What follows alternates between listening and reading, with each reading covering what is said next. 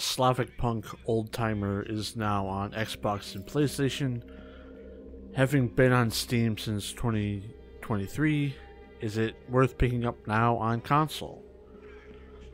SlavicPunk is an isometric shooter developed by Red Square Games and published by Gaming Factory. SlavicPunk is set in a cyberpunk world, but with an Eastern European slant to it, based on the works of a Polish author, which I'll put his name on screen so I do not butcher the pronunciation. You play as Yanis, who is a private investigator who has a troubled past, and in the game we are trying to solve a case that revolves around a stolen data carrier. In terms of story, this is fairly straightforward and don't really do any really investigation work. Gameplay wise, it's kind of like a passively told story.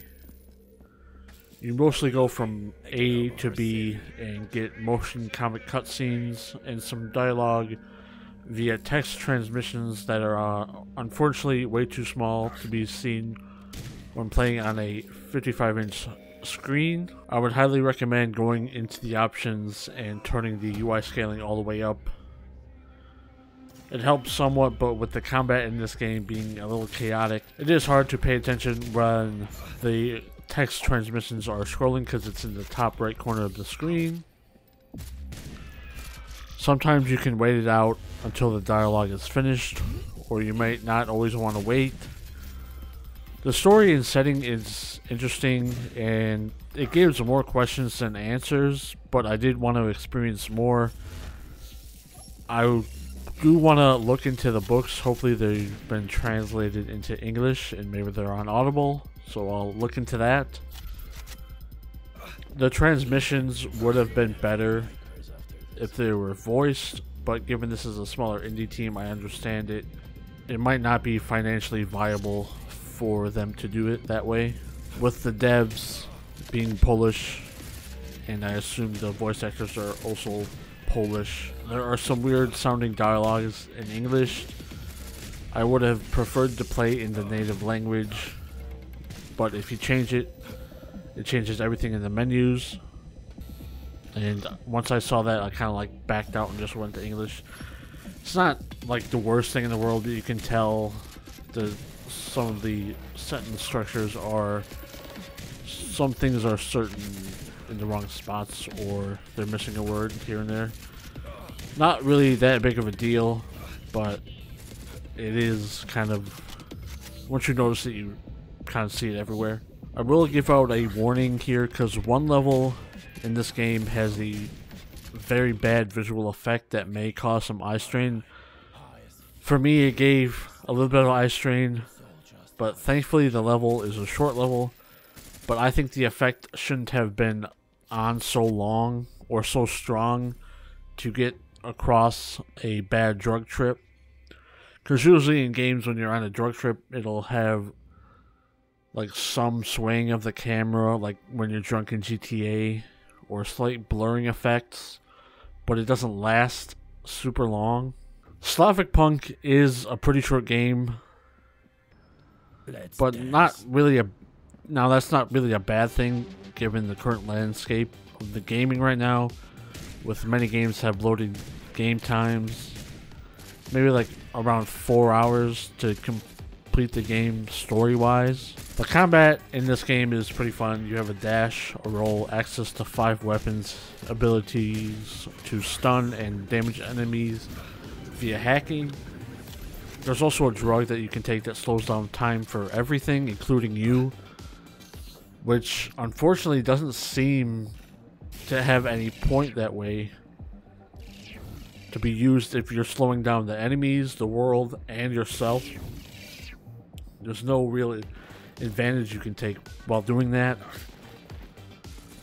The game is definitely lacking some sort of grenade or area of effect attacked when there's swarms of enemies and you're trying to reload. It does have an active reload system, which is nice, but sometimes you're just too focused on dodging away and you kind of miss the active reload time. In between missions, you can visit a shop to buy upgrades for your weapons. There are 3 tiers of upgrades.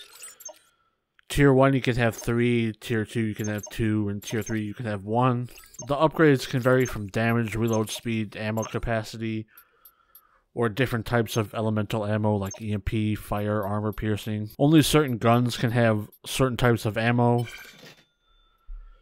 You can also upgrade your health and stamina too at a different shop.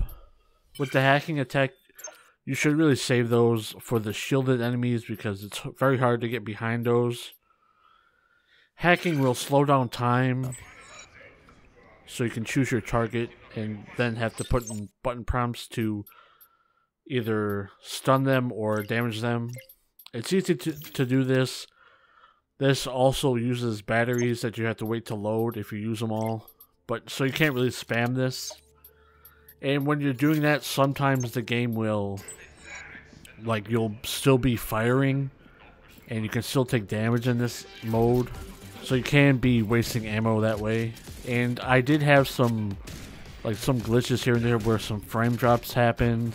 One door didn't open, so I was like scrounging around seeing if I was missing anything, but I just reloaded this checkpoint and then the door unlocked. And then some areas the camera will have to go through buildings, and sometimes it doesn't go fully transparent when it's inside a building, so it kind of gets in the way, but it's not that bad. There's only like certain sections that you can really tell that's what's happening. I really enjoyed the combat in this. It's pretty fun just to shoot dudes with some powerful weapons. For the achievements, there are 42 of them, and this list is pretty uninspired.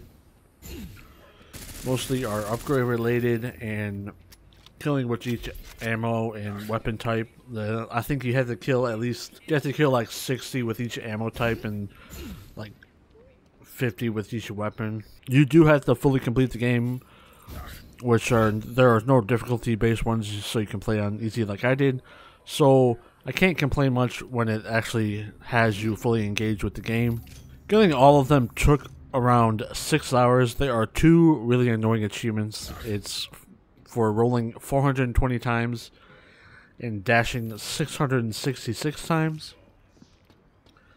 That took a bit of grinding. I would save that for doing it last or near the end of the game.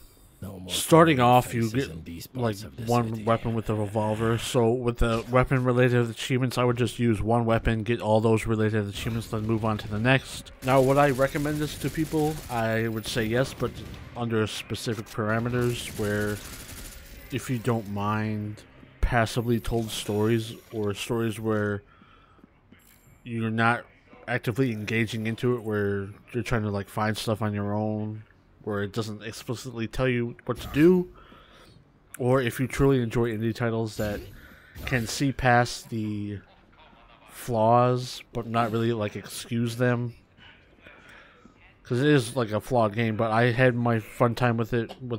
I put in 6 hours, got all the achievements, which is easy. And like if you want easy achievements and easy platinum trophy, you can pick this up, no problem. Thanks to Gaming Factory for letting me have the game early to check it out and review it. So I'll see you in the next video.